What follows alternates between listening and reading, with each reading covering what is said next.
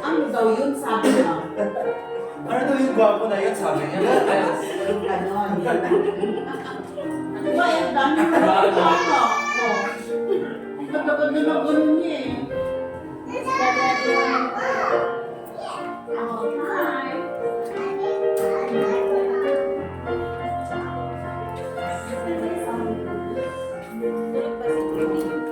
Wala yung aso mga babarkada. Yung mga barkada natin. There's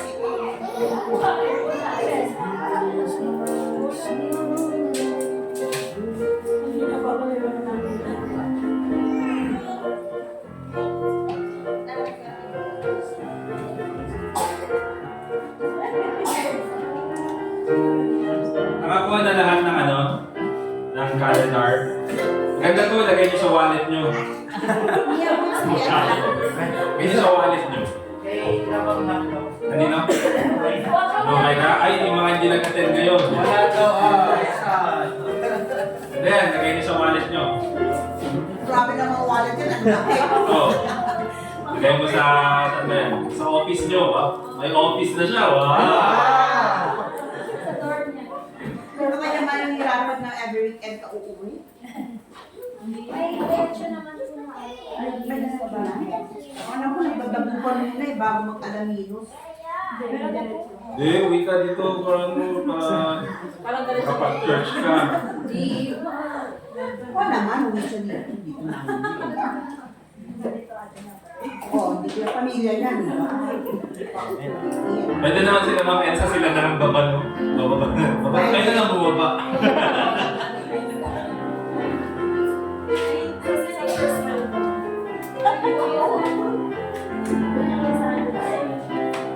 Kami yan, first group offering. Sumama sa kanya, hindi niya. Kasama ko sa tao.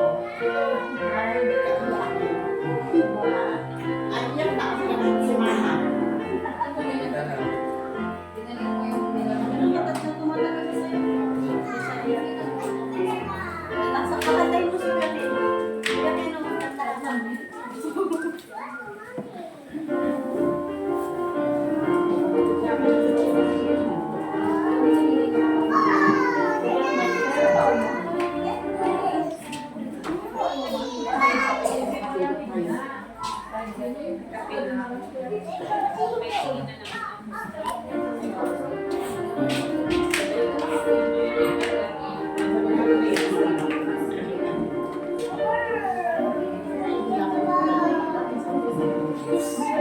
I guess clean. No, I finally got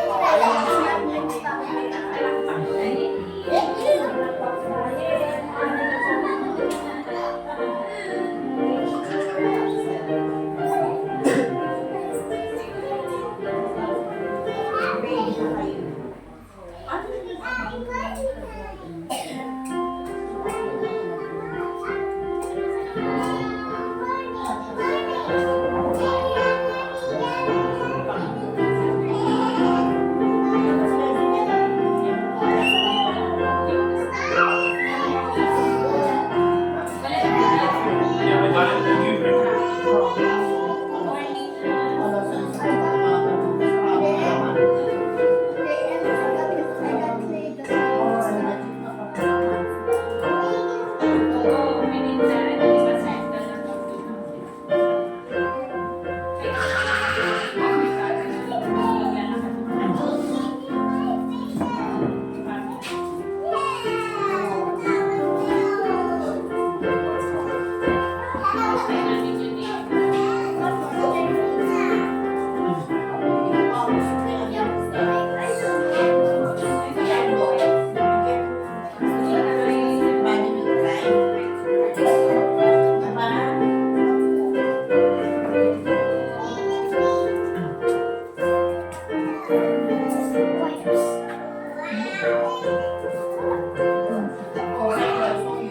Alright, mga kapatid, let's go ahead and start our service this afternoon.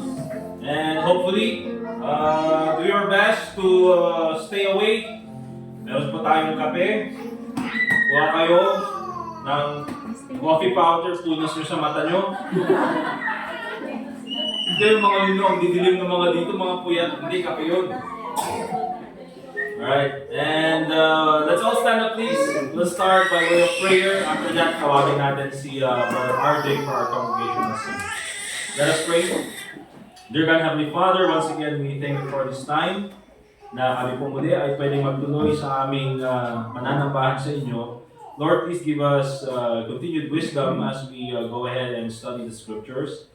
We pray, Lord, ng Holy Spirit muli ang may pag-usap po sa bawat sa amin so that we can apply these principles that we can learn from the scriptures. Lord, I pray na pangalan mo po ang mabigyan ng kalwalhatian sa lahat ng aming gagawin this day, and also pray in the name of the Lord Jesus Christ. Amen. Remain standing, please. Go ahead and see Brother RJ for our congregational singing. Page 173 po mga kapatid, love lifted. Page 173.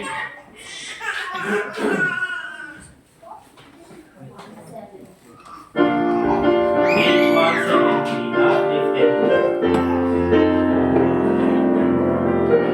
On the first verse, all together now. I was sinking deep and sailing far from the peaceful shore, very deeply staying within, sinking to rise no more. But the master of the sea heard my despairing cry. From the waters lifted me, now safe am I. Love lifted me, love lifted me. When nothing else could help, love lifted me, love lifted me, love lifted me. When nothing else could help, love lifted me. All my heart to Him I give, ever to Him I cling. In His blessed presence live, ever His praises sing. Love so mighty and so true, bears my soul's songs. Faithful loving service to Him belongs. Love lifted me, love lifted me. When nothing else could help, love lifted me, love lifted me, love lifted me. When nothing else could help, love lifted me. Souls in danger, look above. Jesus completely saves. He will lift you out His love out of the angry waves. He's the master of the sea, because His will obey. He, your Savior, wants to be with you today. Love lifted me, love lifted me. When nothing else could help, love lifted me, love lifted me, love lifted me. When nothing else could help, love lifted me. You may be seated mga kapatid, kantahin din po natin. Faith is the victory. Page 410. Page 410. Faith is the victory.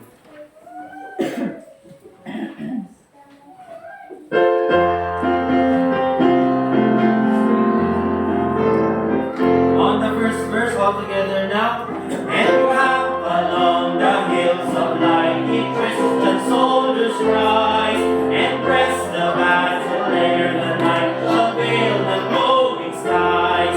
Against the foe in vents below, let all our strength we hurl.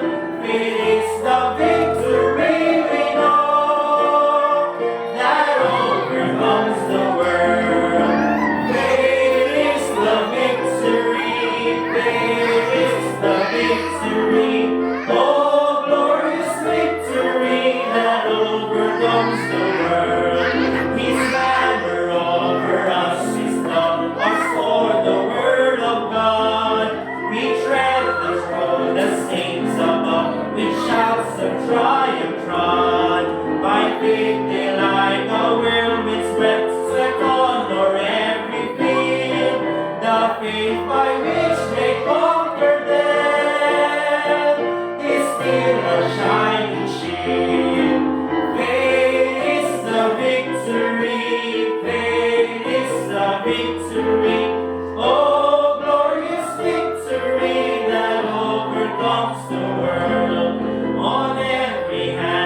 foe we find drawn up in dread array.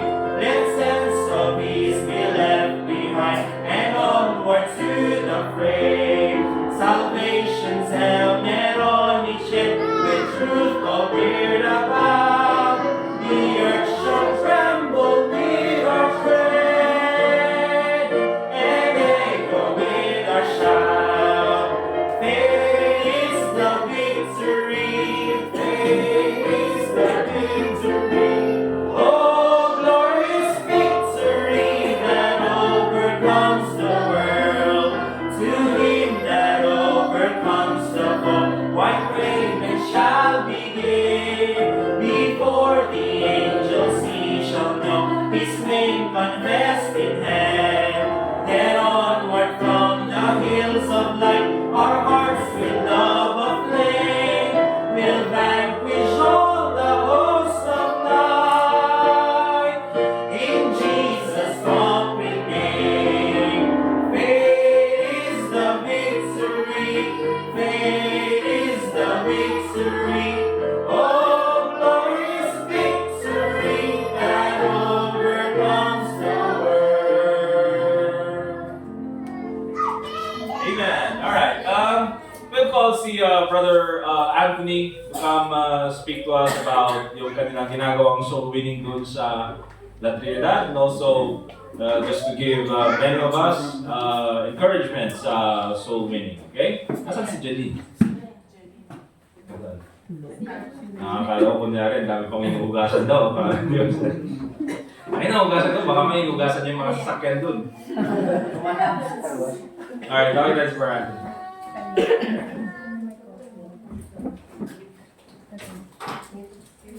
Sorry, David.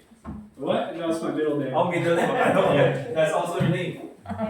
In America, thank you, Pastor. So, in America, we have three names like you have here, but our middle name is a first name. So, like my full name is Anthony David Marrero. But here in the Philippines, you have three names, or sometimes four, but you have two last names. Mother's maiden name. Where did the David come from? That's just my. It's after my dad. I see. But you know, Americans, we have our middle name is a second first name, whereas in Philippines your middle name is like a second last name. So I did not understand that, but yeah. Anyway, it's middle name. Yeah. No, but not a last name. Okay, so we are soul winning in La Trinidad lately on Wednesdays afternoons. So let's see. We're just going nearby where we live, and it's been really good. I don't think anybody's been soul winning over there for a while. And I don't know, I guess there's not much to talk about in our area other than if you're available Wednesday afternoons, just come and just let me know. And if it, it's another day, we can try to, like, if you want to go a different day or different time, we can work that out. But more on that note of, like, people soul winning in the area, it's kind of like that all over. So I just want to encourage you, if you, even if you don't have time to meet up, even if you go in your own neighborhood or nearby, maybe you're shy of your neighbor, just go like to the next neighborhood over. Even me, I'm kind of shy like that sometimes, so maybe it helps to just go down the street a little bit to the neighbors that don't know you. Because all over the place, that's another thing about the difference in America is in the Philippines, you can be so encouraged because someone is going to want to listen to you. Even if you are inexperienced in giving the gospel, that's okay, just give it your best. You're going to have a good effect. And people are going to be patient with you, and maybe some people don't want to listen, but most people in the Philippines, they were willing to listen to the gospel. So don't let yourself have an excuse. Just be encouraged to do it. But the best way is if you are have not given the gospel before, or you're not experienced, to go with someone and just go. Let us know. We will partner you up with someone who can you can just go along with and listen to them and learn from them. But yeah, that's basically it. Let me try to think of one cool. Sorry, I don't know. I guess it's just a good feeling to be able to help people go to heaven, and I know they are appreciative of it. Yes. Yeah. Yes. The place we were going is near a school, and the kids there, they're very like eager to listen. Oh yeah. So younger people are generally more interested in listening to the gospel, and where we're going. A lot of the kids at that time, they're just getting out of school, so they're around, and they're interested to hear. So yeah, I don't know. Just be encouraged by that. What we do works, and what we do, people are appreciative to and willing to listen. So don't be shy, and remember, all of us are here to be there with you. If you we should do this together as much as possible. But that's all. Thank you. Thank you, Brother Anthony David Marrero. I saw kasi doon sa kanya, that's a diploma, right? Nakalagay Anthony David Marrero. Okay. David pala yung, ano niya. Ikaw naman, RJ, may middle name ba? Ryan Arthur. Sabi mga Arthur na yun. I shall return. Babalikan kita. Wala pa na. Do you have four names or three? As many as we can. Mark Timothy Daisa Mapolo. Four. Yeah, four. Four. The first. Okay. Tawagin naman natin kasi ito, first time na sumali ng Soul Winning, di ba? Bagam lang inadyo what did you feel, and dahil lang, di ba? Tapos, magrampa ka dito, ano kayo mo? Again, contestant number 1. Yung cartolina grade, yan. Yeah. Bagam lang niya na now, tapos, kasi walang experience. Ang cartridge siya.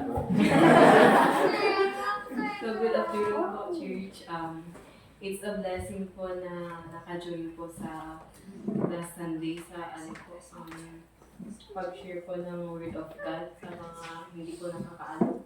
And kahit po kami yung mga experience namin na naranasan ni Ken na yung nagbigay po kami ng gospel track sa mag-asawa, tapos nung pagtalikod na po namin, parang binasura na po agad yung binigay na. Saan yung bahay mo kayo?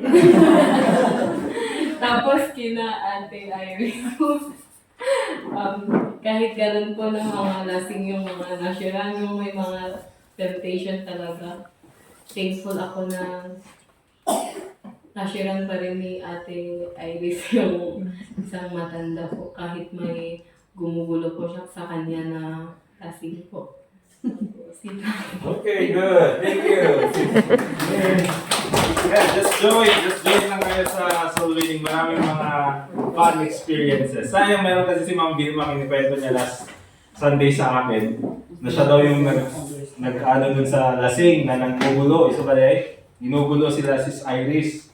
Si Ma'am Vilma daw yung parang sumaway, ginawa niya yata ang bata. Tinabihan niya pa. Tinabihan niya. At na-intimidate siyempre. Pinaurahan ni Ma'am Vilma. Walang nagawa. Okay? But yun po mga kapatid, just join sa mga soul winning. Whether it be kay Sister JC, yung schedule mo, Sister JC? Tuesday to Saturday. Just Tuesday to Saturday morning? What time? 10 to 12. 10 to 12 with the SM? SM or Burnham. Okay. O sabihin niyo sa akin, pagkatapos yung mag-soul winning, may budget ng church, yung kayo singing, ano bang showing ngayon, Sis JC? Wow! Hindi ako may song.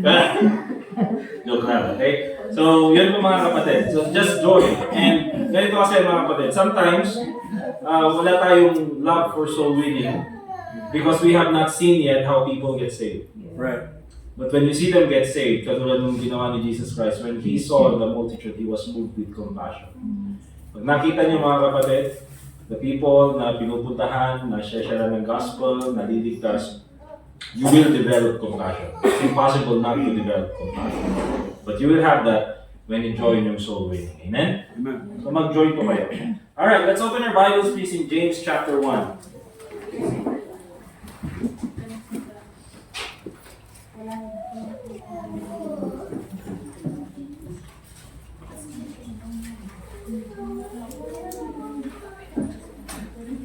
James chapter 1 and in verse 5. And again, we're just focusing on the book of James. Hindi natin alam kung gaano katagal itong lesson na ito, but there are many principles that I believe is very important that we should learn in the book of James. Nandun pa lang tayo sa chapter 1. And last Sunday, or 2 Sundays ago, we talked about verse 7. For let not that man think, or verse 6, for let him ask in faith, nothing, saan na yun? Verse 8 pala, a double-minded man is unstable in all his ways. This time, we'll talk about verse 5. If any of you lack wisdom, let him ask of God, that giveth to all men liberally, and upbraideth not, and it shall be given him. Yung title natin, mga kapatid, is The Wisdom of God. Okay? The Wisdom of God. Ano po sa Tagalog ang wisdom?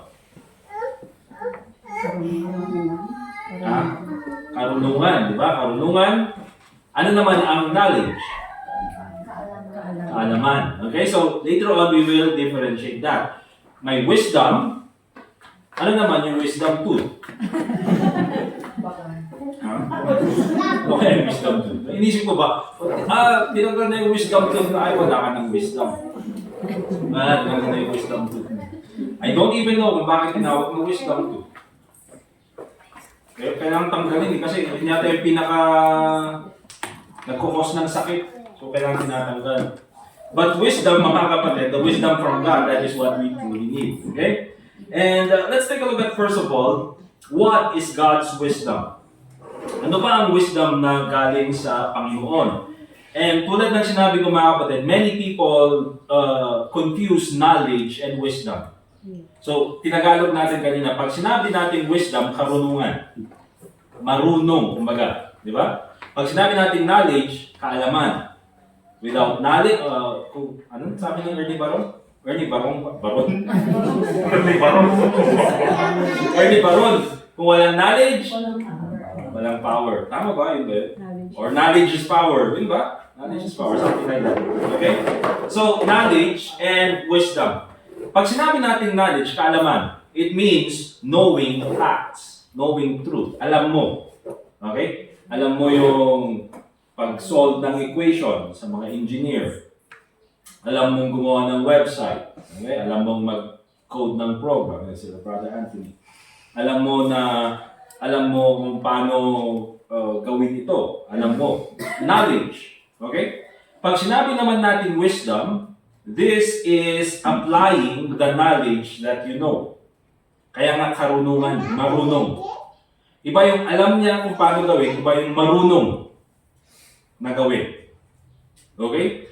So, pag sinabi natin wisdom, this is knowing, applying the knowledge that you already know. Kaya kung napapansin natin mga kapatid, di ba? Bakit maraming tao, maraming alam, pero hindi marunong sa buhay? Maraming alam na mga prinsipyo sa Bible, pero hindi mo nakikita sa buhay niya. So, when it comes to knowledge, they have a lot of knowledge, but you don't see it in their life because they don't apply that. And dyan po natin nakikita yung wisdom. They have knowledge, but they don't have wisdom. So it's very important na alam po natin yan. Now, look at Proverbs chapter 9, verse 10. Para po mas maintindihan natin. Proverbs chapter 9, verse 10. The Bible says, "The fear of the Lord is the beginning of wisdom, and the knowledge of the holy is understanding." So makikita natin dyan. Knowledge ay nandyan yung understanding. Okay? Alam mo. Fear of the Lord is the beginning of wisdom. Kasi ganito yan mga kapatid. Pag sinabi natin wisdom starts from fearing God. Kasi kapag ka ikaw may takot ka sa Diyos, when you fear God, you will live in holiness. Naintindihan niyo mga kapatid? Kung ikaw takot ka sa Diyos, you will obey His commands. Kung ikaw takot ka sa Diyos, alam mo that God can see everything that you do, you will live in sincerity. Okay? So, if you fear God, you will apply the things that you know from the Bible. Kaya sinabi natin mga kapatid that wisdom is applying the knowledge that we know. So, makikita po natin dito mga kapatid in the book of James na again, he is writing to Christians who are going through persecution, who are going through suffering. And ang kailangan po natin every time when we are in suffering, when we are going through difficult times, is none other than the knowledge of God. Or none other than the wisdom of God. And alam po natin yan. We know that, but the problem is we don't apply it. Naintindihan? Alam natin that we need God, but we don't even pray. Naintindihan? Kaya dyan yung sinasabi dun sa verse 8, a double-minded man is unstable in all his ways. Okay, alam mo that this is the right thing that you do, but you don't do it. And so it's very important na makita po natin yan. So, God's wisdom, tinutulungan po natin yan to make the right choices, the right decisions in times of trouble. So yan po yung ibig sabihin ng wisdom of God. It is applying the principles that we know from the Bible. Iba yung alam mo, iba naman yung ginagamit mo or yung apply mo sa buhay mo. Believe me mga kapatid. Again, going back to soul winning, we know that soul winning is good, but we do not apply it. Okay? We know that, kailangan natin ibigay yung best natin para sa Panginoon, but sometimes we don't give our best to God. Okay? We know that coming to church is a command from God, pero we don't apply it. And so many Christians, they have all those knowledge, but no wisdom. So it's very important na meron tayong wisdom. Okay?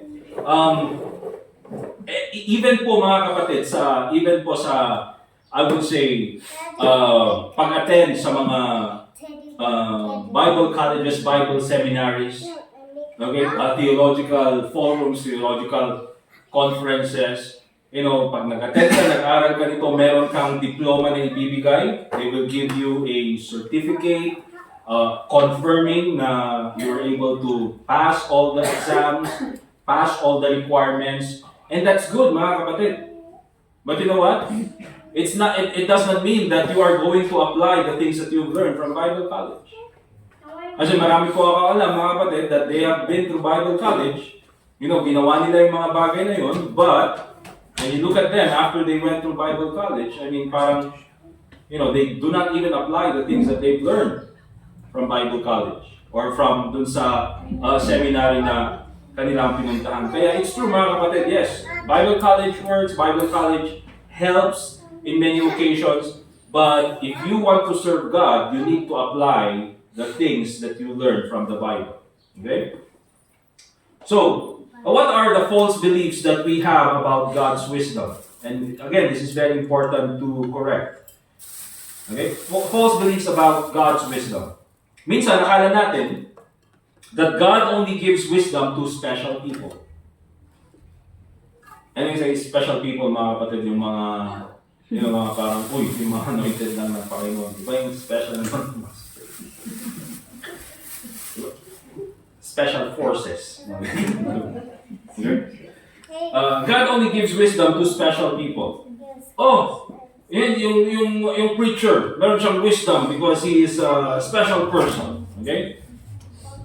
Or ito, sila Apostle Paul, yes, they have those wisdom because they are special. Yung mga disciples, they have those wisdom because they are special. Yung mga scholars, may mga wisdom sila because they are special. But again, if we go to James chapter 1 verse 5, the Bible says, if any of you lack wisdom, if any of you, kayong mga Christians, okay, lack wisdom, kulang kayo sa wisdom, you don't know what to do, let him ask of God that giveth to all men.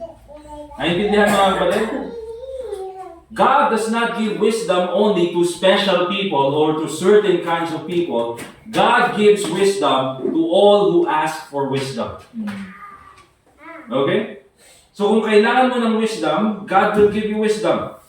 Anyone who asks in faith can receive God's wisdom. Secondly, ito, I've heard before,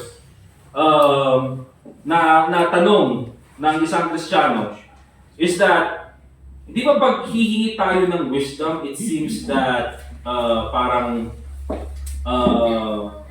it shows that we have not learned anything from the Bible, or it shows that we have not learned anything from the preaching of the Word of God.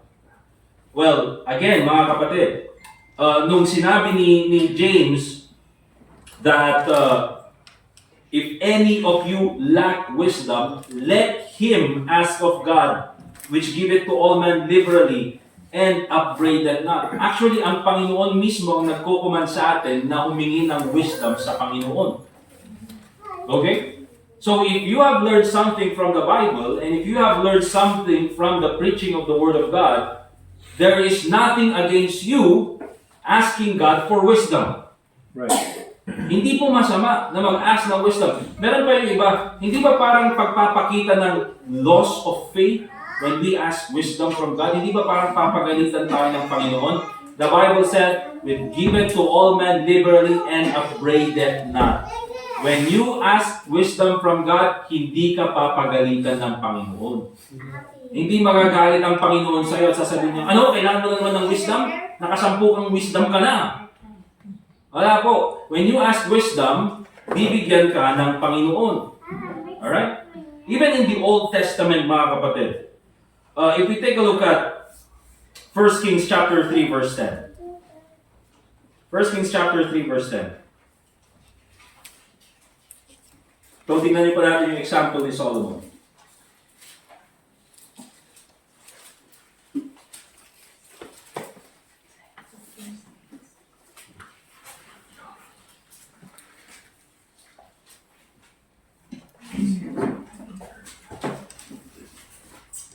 Tingnan niyo yung 1 Kings chapter 3, and basahin muna natin yung verse 9. So, humingi si Solomon sa Panginoon. Pwede mong hingin ng kahit ano sa Panginoon. Pwede niyang hingin yung, gusto kong political influence all over the world, or maging pinakamayaman na bansa, or gusto ko lahat ng mga bagay na ito. Pero ang hiningi ni Solomon is wisdom.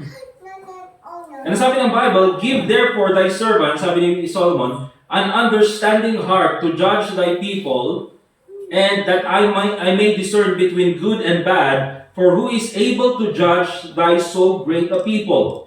And the speech pleased the Lord, that Solomon had asked this thing. And sabi sa verse 11, and God said unto him, because thou hast asked this thing, and hast not asked for thyself long life, neither hast asked riches for thyself, nor hast asked the life of thine enemies, but hast asked for thyself understanding to serve judgment, behold, I have done according to thy words. So dahil itong si Solomon humingi ng wisdom sa Panginoon, the Bible says, God was pleased because Solomon asked for wisdom. Yun si mga kapatid. So hindi po ikakagalit ng Panginoon pag tayo ay humingi ng wisdom. And basically mga kapatid, pag tayo humingi ng wisdom sa Panginoon, God is pleased. You know why, mga kapatid? Because it shows that we are depending on God for wisdom. Hindi tayo kumukuha sa iba. Hindi tayo kumukuha sa mundo ng wisdom. Hindi tayo nagtitiwala sa sarili natin. Pinapakita natin ng Panginoon, mahirap itong kalagayan ko na ito. Hindi ko alam kung anong gagawin ko. Kailangan ko ng wisdom. At kung meron mang magbibigay sa akin ng wisdom na kailangan ko, ikaw yun. And so yun yung nakita natin ginawa ni Solomon. And ang ginawa ng Panginoon, God gave him wisdom. And also, God gave him all the other things na kakailangan mo. Remember, mga kapatid, parang akala kasi natin, well, pagka humingi ako ng wisdom, does that mean that I don't have wisdom? Well, yes, it's true, mga kapatid. Sino ba sa atin ang may perfect wisdom? Diba? And by the way, kapag ikaw dumadaan sa mga pagsubok ng buhay, minsan talaga hindi mo alam kung anong gagawin mo. Minsan kahit yung mga taong pwede mong hingan ng advice, hindi rin nila alam yung i-advise nila kasi hindi nila alam yung pinagdaraanan mo. But God knows what you're going through, so if you're going to need wisdom, you ask from God. At ibibigay yan ng Panginoon. Again, Solomon is a great example of that. Sometimes we also think that human wisdom is enough. I don't need to pray. I already have my own wisdom. I've been through this before. Okay? Alam ko na kung paano gagawin. The Bible says in 1 Corinthians chapter 3 verse 19, "For the wisdom of this world is foolishness with God." You know what, mga kapatid? Many things in this world are contrary to the Word of God. Okay? And sometimes, akala natin it makes sense to do this.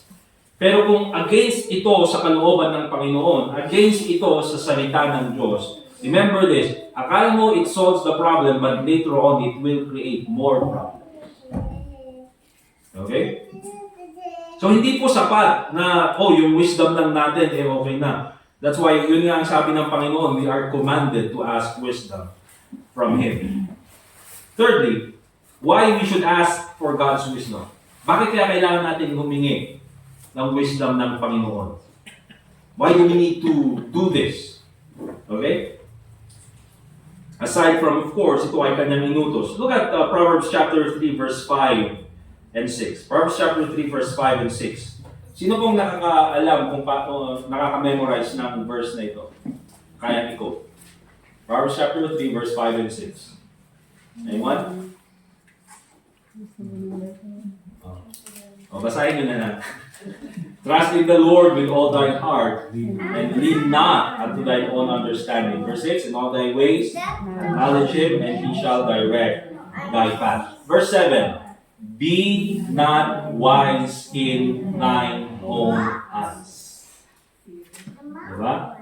Akala natin, wise na tayo. Kaya ko na to. Well, why should we ask wisdom? Remember this.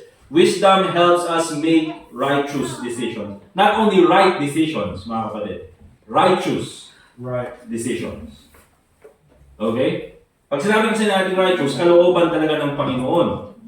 See, kaya nga nandyan yung salitang trust minsan, mga kapatid. Tiwala. Magtiwala sa Panginoon. And oftentimes, sasabihin natin na may tiwala tayo sa Panginoon, pero hindi naman natin magawang humingi ng wisdom sa Panginoon. Nasaan yung tiwala natin? Minsan, mas nagtitiwala pa tayo sa sinabi ng post sa social media, or post ng influencer, or sinabi ng unbeliever na kaibigan natin, or dun sa idea natin. Minsan masyadong mataas yung tingin natin sa sarili natin that we don't even consider asking God for wisdom. And trust in the Lord with all thine heart. Diba? Magtiwala tayo sa Panginoon. Alam ng Panginoon yung kanyang ginagawa. Lean not unto thine own understanding. Huwag ka masyadong magdepende doon sa sarili mong kaalaman. I already know this. I've studied this. Diba? Ganon. Na-experience ko na to. The Bible says, in all thy ways acknowledge Him through prayer. Sa lahat ng mga gagawin mo, acknowledge Him through prayer. Anong sabi ng Bible? He shall direct your paths. You want righteous decisions? ask wisdom from God. You want to make the righteous decision? Ask wisdom from God. God's wisdom will lead you in the right direction. He shall direct thy path. Kasi ganyan po mga kapatid, di ba? Pag hindi pa tayo nakakagawa ng decision, we feel lost. Di ba? Bakit? Maraming decisions. If I take this decision, ito yung pwedeng mangyari sa buhay ko. If I take this decision, dito patutungo ang buhay ko. Kapag ito naman ang kinuha kong decision, dito patutungo yung buhay ko. Hindi mo alam kung anong mangyayari. Okay? So if you want righteous decisions, you have to let God lead you in the right direction. Okay? And many of the times, mga kapatid, we end up with the wrong decision because we trust in our own understanding. Ay, mali. And then, tsaka ka na lang magpipray. Panginoon, itong pagsubok na pinagdaraanan ko, hindi, ikaw pumili niyan. Okay? So, remember this. Kaya, dun sa verse 7, very important, be not wise in thine own eyes. No Ilocano, dito at least, no Ilocano, medyo mas diretsyo nga ibagbagati Bible kanya tayo. No Ilocano, di nagsurat ni King James, yung kunanan ta, hanggang nga agin lalaing. Be not wise in thine own eyes. Di ba? Dati, dito sa Baguio, parang mura, dati nga agin lalaing nga. So, be not wise in thine own eyes. Hindi mo alam lahat. Also this, bakit we need to ask God for wisdom? Not only because we make right decisions with God's wisdom, but also because God's wisdom protects us from sin. Ang wisdom na galing sa Panginoon, pinoprotektahan tayo sa kasalanan. Look at Proverbs chapter 2, verse 6 to 7.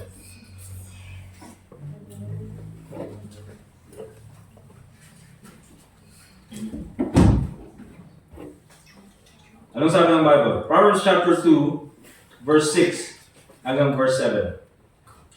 For the Lord giveth wisdom, out of his mouth cometh knowledge and understanding. The Bible says, He layeth up sound wisdom for the righteous. You see mga kapatid, when we make a bad decision, apart from God's wisdom, oftentimes that decision will take us further from God. At pag tayo ay lumayo sa Panginoon, malapit tayo sa kasalanan. Remember this. Itong si Abraham, alam natin yung story. Siya ay tinawag ng Panginoon na pumunta doon sa Canaan. And God's will for him is to stay in Canaan. Ang problema, and remember this mga kapatid before he went doon sa Canaan, nagpatayo siya ng altar sa Panginoon. Tinawag niyang Bethel, the house of God. And there, he prayed. At doon siya nanalangin, nandun yung altar niya para sa Panginoon. That's where he worshiped God. Kaya nga sabi niya, house of God, Bethel. And so, nung nandun siya sa Canaan, akala niya, ito nga yung kalooban sa akin ng Panginoon. Pero, nung andun siya, ang daming giants, and then may famine doon sa lugar. Kung ito yung kalooban ng Panginoon, bakit maraming mga higante, bakit maraming giants, and bakit may famine? So anong ginawa niya? Without consulting God, without praying to God, even though nandun yung kanyang altar, Bethel, he decided to go down to Egypt. Anong nangyari sa kanya? He started lying, he started doubting God, and instead na maging maganda yung kanyang buhay doon sa Canaan, naging miserable yung kanyang buhay doon sa Egypt. Until such time na siya ay umalis. Later on, yung kanyang pamangkin naman na si Lot. Okay? And dahil masyado nang marami yung kanilang ari-arian, gumawa sila ng decision. Kung saan ka pupunta, sabi ni Abraham, doon ako sa kabila. Anong pinili ni Lot? Pinili niya yung lugar na kaparehas ng Egypt. He went to Sodom. Without even consulting God and without even consultation with Abraham. He went to Sodom. Dinala niya yung kanyang pamilya. Anong nangyari? He led his family into sin. That's why it's very important, mga kapatid, with the decisions that we make the right decisions, dapat wisdom from God. Bakit? Because if it's wisdom from God, it protects us from sin. You want to be protected from sin? Follow God's direction. You want your family to be protected from sin? Follow God's direction. Okay? Sa lahat yan, mga kapatid. Hindi lang yan. Also, wisdom brings peace and stability. Bakit kailangan natin ng wisdom ng Panginoon? Because it brings us peace and stability. James chapter 3 verse 17. Ewan ko sa inyo mga kapatid, have you felt yung feeling na you make this decision and then hindi ka mapanatag? And then it seems that anytime something wrong is going to happen. Have you had that feeling, mga kapatid? Ganun na, ito yung ginawa kong decision, pero parang, nung may lukanong kasi tulog ka dyan tulog mo. Parang hindi ka sigurado. And then akala mo na, parang mong iniisip, baka hindi ito magtatagal itong decision na ginawa ko na ito. I don't think this is the right decision. Kasi mga kapatid, I believe, not only based on feelings, although I would say mga kapatid that you cannot also base your decisions based only on the word na peace. Hindi mo pwedeng sabihin na, uy, may peace ako sa decision na ito yung tamang decision. No, mga kapatid. Because even si Jonah, nung siya ay tumakbo sa kalooban ng Panginoon, he found peace. Imbes na pumunta ng Nineveh, pumunta ng Tarshish, may peace siya. Nakatulog pa nga doon sa barko eh. Habang bumabagyo, mga kapatid, nakatulog siya, may peace. So hindi lang peace, mga kapatid, yung basis natin sa ating mga right decisions. Nandiyan yung stability. Parang hindi magtatagal itong decision na ito. Among na yun, yung nagmuha, kab ka, bakit? Because you have the Holy Spirit. Okay? And so, ang sabi ng Bible in James chapter 3 verse 17, but the wisdom that is from above, kung ito ay galing sa Panginoon, it is first pure, sincere, mga kapatid, walang halong selfishness, then peaceable, gentle, and easy to be entreated. You know, madaling tanggapin. You know that this is the right decision. Full of mercy and good fruits, without partiality and without hypocrisy. God's wisdom brings peace.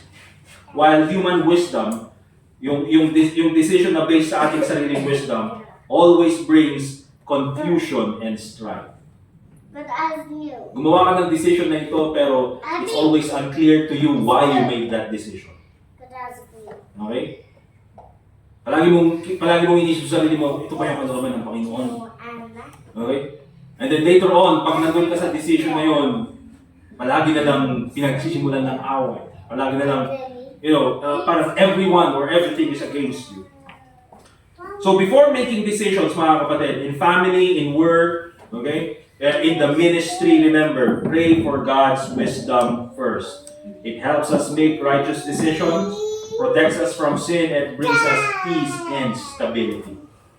Ang hirap na gumawa ka na ng decision, and then you're always second-guessing the decision. Di ba? Maganda, pag nakagawa ka ng decision, make the decision, and then just move forward. But let me just give you, mga kapatid, the last part ng ating pag-aaral. Frequently asked questions, FAQs, about God's wisdom. Okay? Frequently asked questions about God's wisdom. Of course, kasi usually ang ginagawa ko, how to get God's wisdom. Okay, isa lang naman yung sagot pray. Di ba? Gawin na natin iba. Frequently asked questions about God's wisdom. Ito. How do I know I have God's wisdom? Paano ko alam na meron akong wisdom sa Panginoon? Of course, if you have God's wisdom, remember this. God's wisdom will always align with what the Bible says. Hindi pwedeng magkontra yung wisdom na sinasabi mo sa sinasabi ng salita ng Diyos. Because God will not go against His Word. Amen? Hindi niya kokontrahin yung sarili niyang salita. Okay? So, paano mo alam na meron kang wisdom ng Panginoon? The decision you make is not against the Word of God. For example, nag-isip ka, sisimula ako ng negosyo. Ano kaya magandang negosyo na ayon sa kalooban ng Panginoon? Alam ko na, dito sa lugar namin, ako ang magsusupply ng alak. Diba? Uy, dito sa lugar namin, puro gin. Ang isusupply ko naman, vodka. Ay, yan, sige. Wisdom kaya ito ng Panginoon. Just by that, mga kapatid, you already know that it's against the Word of God. Bakit? Ang sabi ng Bible, wine is a mocker, strong drink, and whosoever is deceived thereby is not wise. Right. It is not God's will for a person, believer or not, to drink liquor, alcohol. Amen. Kaya, if you're making the decision na, kalooban kayo ng Panginoon na magtatayo ako ng store, and then ako yung magsusupply dito sa buong barangay namin ng alak at sigarilyo. Sigarilyo, dagdag na natin, parang magkasama yan, parang good for business. Well, mga kapatid, it is against the Word of God. Amen. Pag sinabi mo naman na, wala namang sigarilyo sa Bible,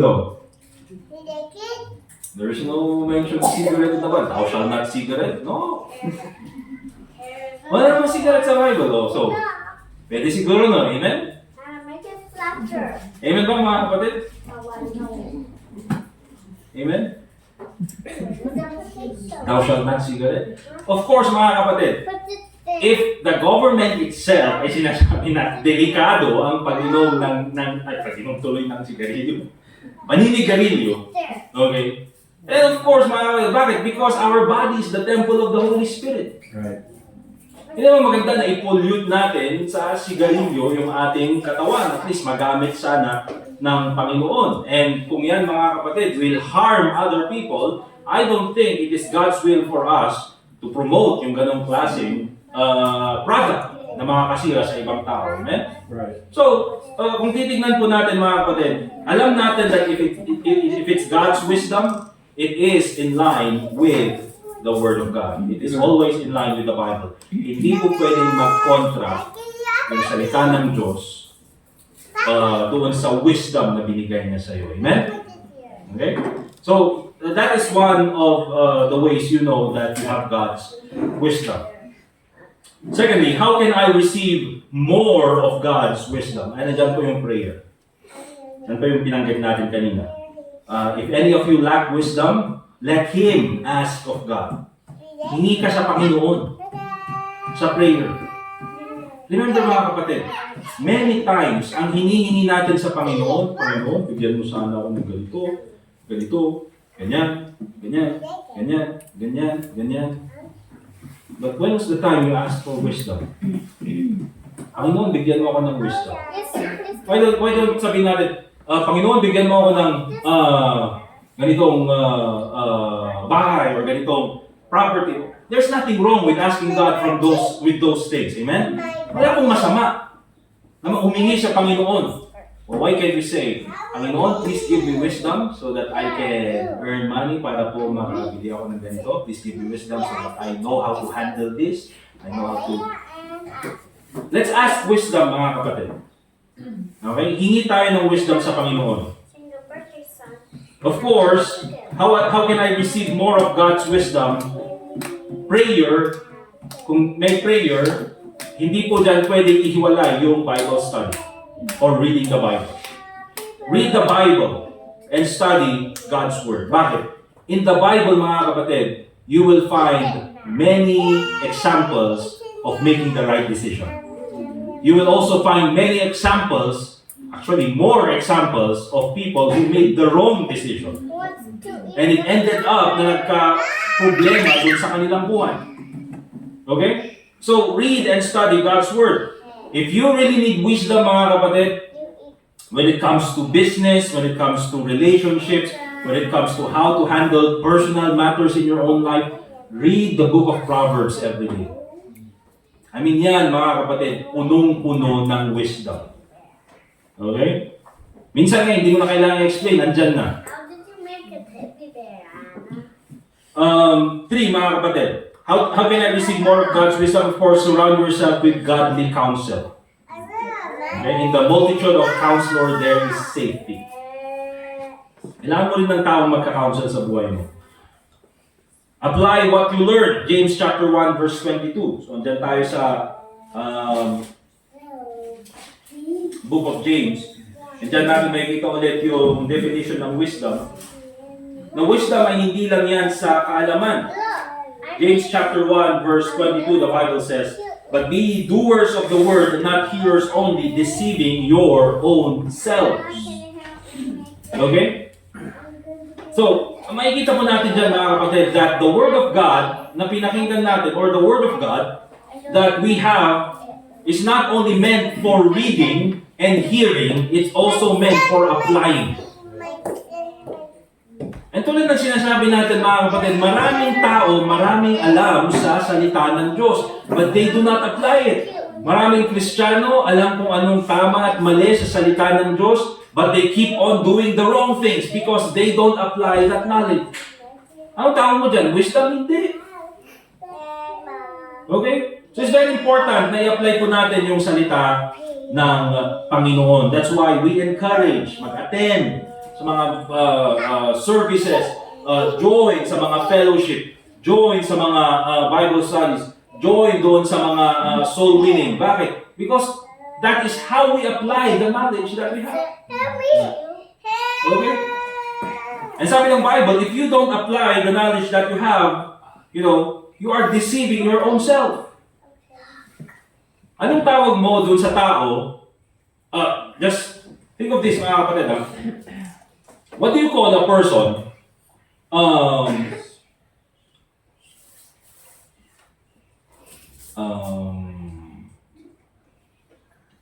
sabihin na natin, for example, who does not know the law and ends up breaking the law.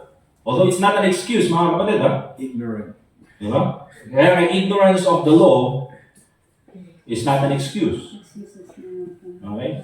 Pag sinabi kasi natin ignorant, dito sa lugar natin ignorant today, sabi mo, nakakatawa. Pero pag sinabi lang kasi natin ignorant, hindi niya alam. So at least, in the back of your mind, though it's not an excuse, but you kind of understand, di ba? Hindi niya alam eh. Now, think of this. What do you call a person who knows the law, but still breaks the law? Bad. Di ba? How do you say?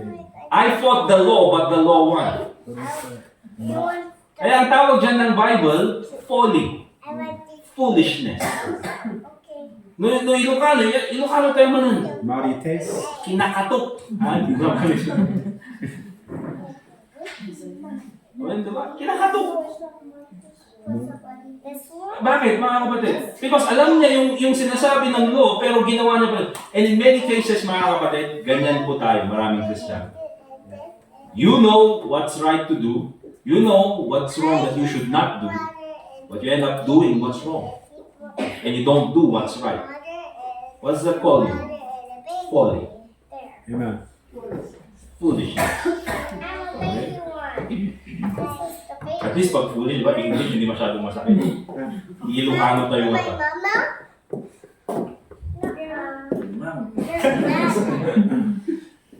Kasi gayahin kasi ng mga bata. Kaya mo na, pipindok ka ulit mo. Ayaw pakin naman. Saan yung natutunan yan? Sa church. Okay? And lastly, mga kapatid, last na ba ito? Hindi.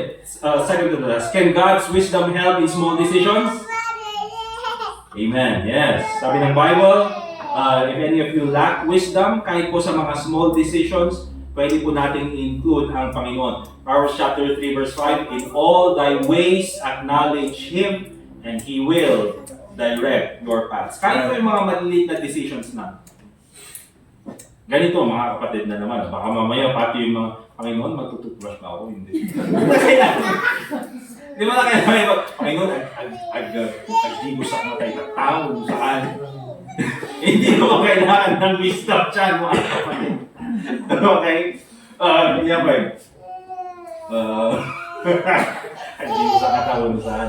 O ganito, Panginoon, mag-church pa ba ako ngayon o hindi? Well, hindi na kailangan ng wisdom yun. Okay? That wisdom is already revealed. So, can God's wisdom help in small decisions? Sa lahat po ng decision. Okay? And the last, ito na yung last. Ito, probably you have felt this in many times, and in the Bible, maraming nabanggit. But, why does it seem that God is silent when I'm asking for wisdom? Bakit kaya kapag minsan humihingi ako sa Panginoon ng wisdom, parang walang dumarating sa akin ng wisdom? Parang walang sagot ang Panginoon. Well, again, the question in itself is, I would say, answerable by the Bible. James chapter 1 verse 5. He gives to all men liberally and upbraideth not. And then sabi nga dun sa verse 6, but let him ask in faith, nothing wavering. Okay? Kapag ikaw ay humingi ng wisdom sa Panginoon, the Bible says, God will give you wisdom. So yung question is, why does it seem, that God is silent? Na parang silent ang Panginoon, walang sagot. Now let me tell you this. We may think that God is silent, but remember this, God is listening. Nakikinig ang Panginoon. Because, first of all, you asking God for wisdom already shows that you have wisdom. Right. Naintindihan? Kung ikaw mismo ay humihingi ka na ng wisdom sa Panginoon, na pinapakita lang yan na may wisdom ka nga. And probably the answer that I would say, because even in the book of Psalms, maraming iyak si David ang Panginoon, sa Panginoon na, why does it seem na you are hiding your face from me? Why does it seem, Panginoon, na silent ka sa aking mga panalangin? Okay? Although, ang ginagamit doon ni David is yung salitang sin, because he knows that God is listening, because he knows that God is interested on what he is saying. But yung feeling, di ba, na andun na parang malayo ang Panginoon. And probably the answer I would give is in John 1:12. The Bible says, but as many as received him, to them gave he power to become the sons of God. God is our Father and He's the perfect Father. Amen? At ang Panginoon, He will never abandon His children. He will never abandon His children. And I would say, mga kapatid, that sometimes, even tayong mga tatay, even tayong mga parents, sometimes we treat our children the same way. Na akala natin ay, or akala nila na hindi tayo nakikinig, but actually we are listening. And I would say, mga kapatid, that sometimes, katulad kasi nito si Sophia, there are times that magpapatulong siya sa akin. Sabi niya sa akin, Dad, I need to put my socks on.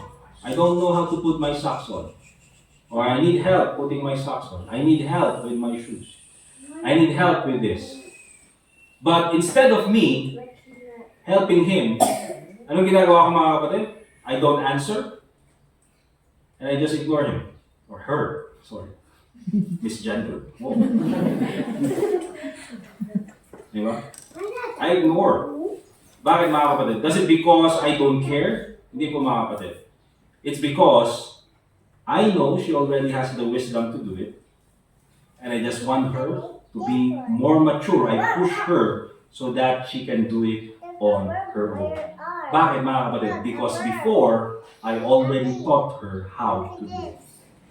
And probably the reason why, mga kapatid, we think that God is silent, it seems that God is silent, is because God already gave us the answer to our question. God already gave us the wisdom that we already know. And His silence sometimes is just pushing us into maturity. Ayaw nito. Sige, you already know what to do. And then later on, pagka hinayaan ko lang si Sophia, biglang iiyak, pero biglang titigil yung iyak, and then pupunta sa akin, no, Dad, I already did it. Diba? And sometimes, doon natin makikita, mga kapatid, we pray to God and parang walang sagot ang Panginoon, pero later on, nagawa na natin because God had already given us the wisdom before. And then yung natapos natin, we give praise to God, we thank God because we acknowledge that He's the one who gave us the wisdom. Mga kapatid, every time na mag-pray tayo, hindi palaging ito yung wisdom ng Panginoon. Wala po ganun mga kapatid. Many times, ang pinapakita sa atin ng Panginoon is according sa Kanyang salita, and we just see the results of God's wisdom working in our lives. Kaya very important, if any of you lack wisdom, ask of God. He gives to all men liberally, and hindi kanya papagalitan. He will not embarrass you. He gives to all men liberally, and upbraideth not. Amen? Let us pray. Dear God, Heavenly Father, once again, we thank you for this time that we can enjoy your word, we can enjoy in fellowship. Salamat po, Panginoon, sa presensya ng bawat isa. Lord, I pray that you be the one to guide us as we continue on in the next days of our life. I pray, Lord, na tulungan mo po kami in the decisions that we are going to make.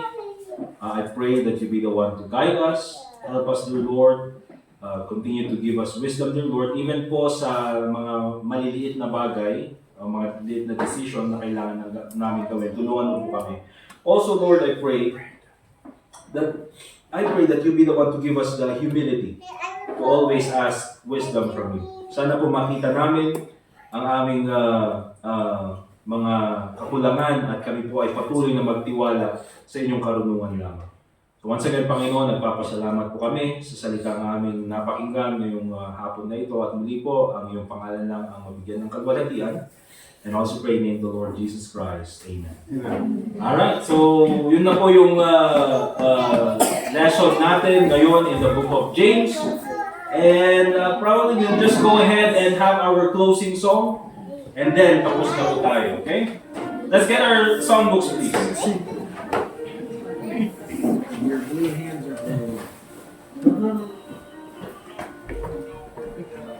Ano bang song na about wisdom?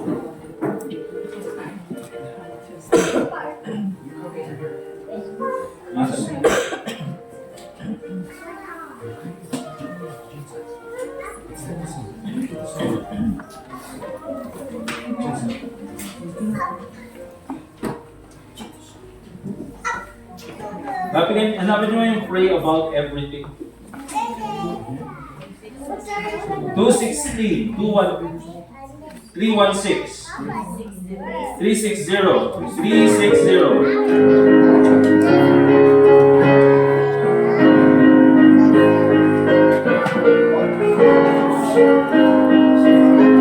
Alright, let's all stand up please, and after this we'll ask Brother Justin for our closing prayer. Song number 360, pray about everything. Alright, all together on the first stanza. Once I was burdened with many a care, promise too hard on my weak soul to bear. And if God's word came a message so clear, pray about everything. Prayer is a wonderful treasure. Prayer is a wonderful thing. Let us sing all ours without measure. So pray about everything. Ask of your Father in love and to please. Unlock His treasure, He gives us the keys. Claiming the promise, I drop to my knees. Pray about everything. Prayer is a wonderful treasure. Prayer is a wonderful thing. Blessing all ours without measure. So pray about everything. Doubting and fretting and only bring shame. Worry and fear will dishonor His name. Go to your Savior, His promise to claim. Pray about everything.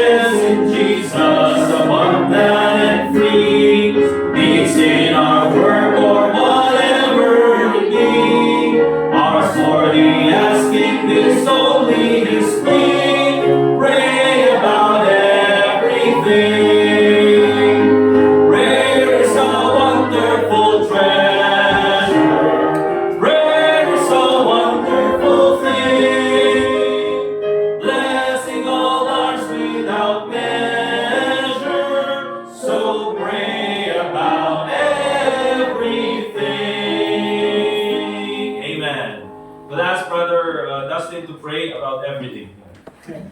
About everything, huh? Let's have a word of prayer. Gracious loving God, thank you for this time that we're able to assemble and worship you and learn of your truth and be reminded, Lord, about wisdom, about asking you of wisdom, Lord.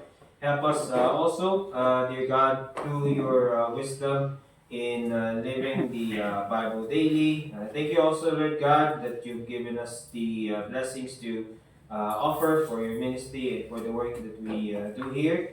And Lord, we pray that you would give us wisdom and your power through the Holy Spirit, Lord, to live our lives daily and to win the lost unto you, to add more to your kingdom, dear God. And we pray that as we part ways, please keep us safe and help us, Lord, to for our assembly next week.